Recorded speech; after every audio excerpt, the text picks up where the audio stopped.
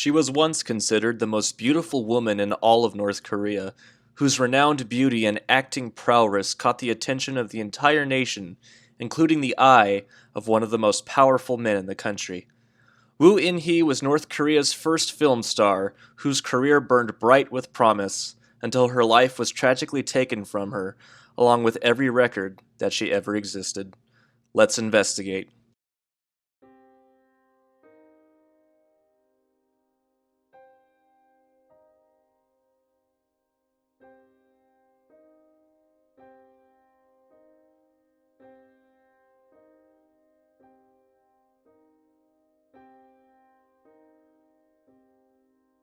In-Hee's exact birth date is not known.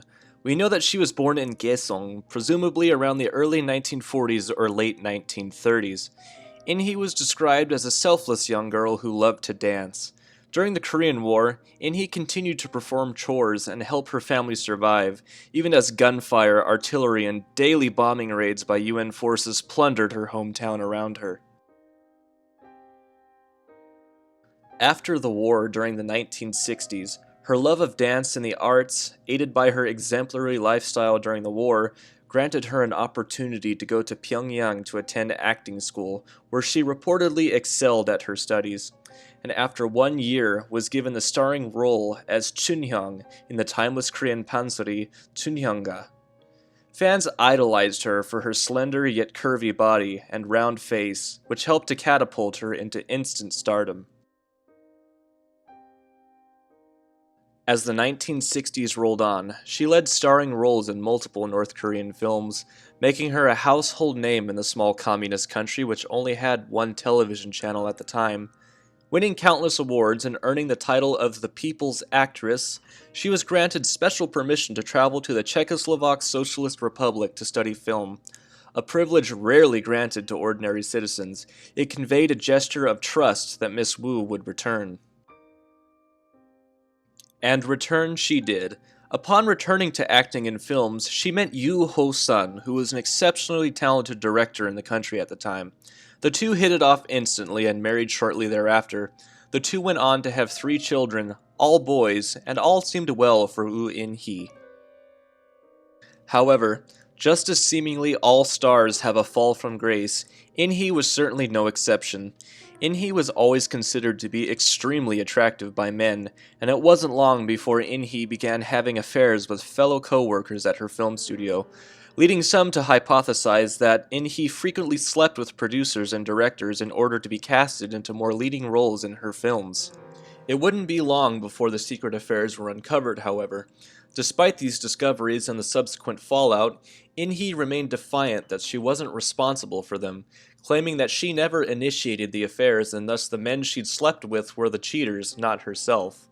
That's some sound logic, In-Hee Dongmu. As a result of this, she was blacklisted from North Korean cinema and forced to work 12-hour shifts in a boiler room for an entire year, after which she was allowed to return to acting in 1979.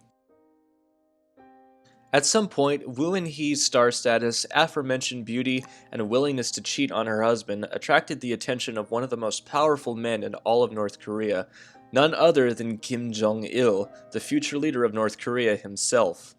Although exactly when they began their affair or its duration is unknown, it is believed to have happened sometime during or after her temporary exile from the film industry.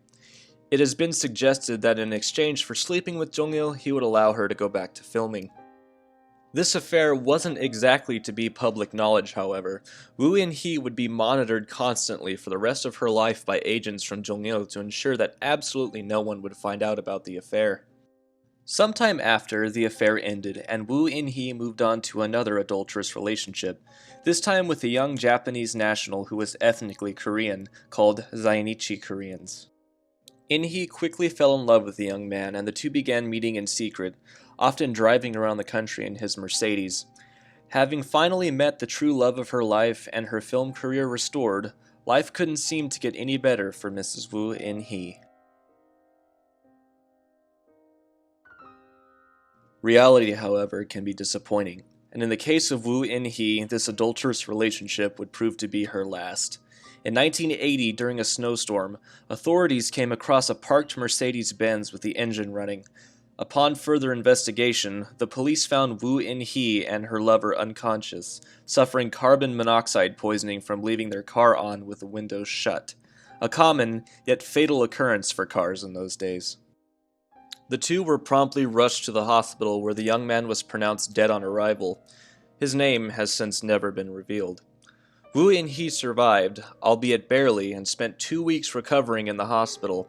It was during her diminished state that she let it slip about her affair with Kim Jong-il to investigators.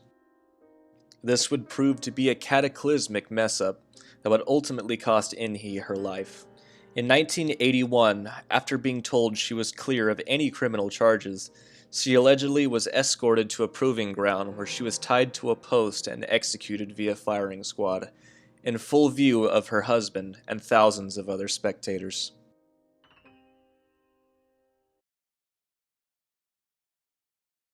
Simply murdering her wasn't enough for Kim Jong-il, however.